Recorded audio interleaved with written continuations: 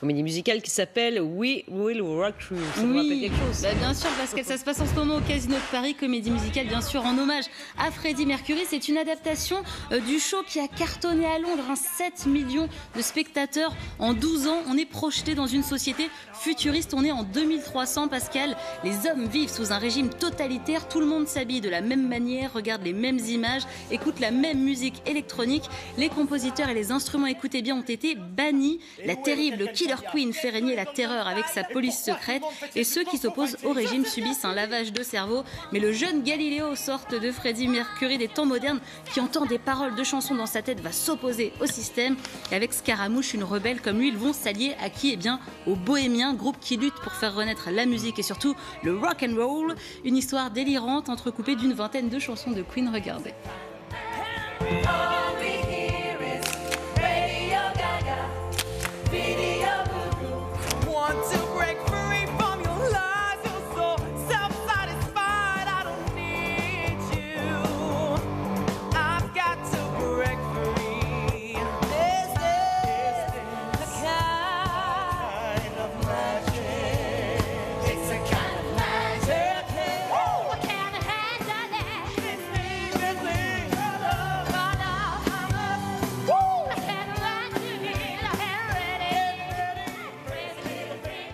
Bon, ça a l'air fort sympathique. Vous avez passé un bon moment. Écoutez, oui, Pascal, sur le papier, c'est un petit peu farfelu, je dois vous le dire, mais on rentre bien dedans à l'univers, les décors, les costumes sont très beaux.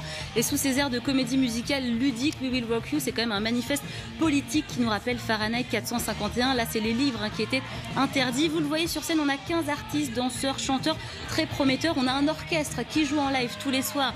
Et ça porte vraiment le spectacle. On a beaucoup d'humour dans les dialogues, d'autodérision, de références à la chanson française et à la musique pop. Le public rit beaucoup et termine debout, bien sûr, sur Bohemian Rhapsody. Mais comme vous le disiez, Pascal, on en a parlé, je ne suis pas sûre que les puristes valident. C'est quand même très dur de s'attaquer à Queen. Là, ça a été popisé, c'est plus grand public. Catherine Charles a rencontré Dorian et Charlotte qui incarnent les deux rôles principaux. On les a vus récemment dans Grease et La Famille Adams. Ils sont ravis de défendre un spectacle engagé malgré tout. Cette pièce, c'est extrêmement une critique de la société, de la télé-réalité, de l'information par les médias, de l'homogénéité de la parole, de la façon de s'habiller, de la façon de se montrer envers les autres. Carrément, on est dans une société lobotomisée en fait aujourd'hui, et donc les personnages là de Galileo et Scaramouche sont là pour faire ressortir un peu cette âme d'enfant en fait. C'est ça qu'ils représentent et dans la pièce, ces messages là de ne pas oublier d'où on vient, qu'est-ce qui fait notre différence et qu'est-ce qui fait à ce compte-là notre richesse. Alors ça fait un peu beau discours en le disant comme ça, mais c'est vraiment la base de cette œuvre là.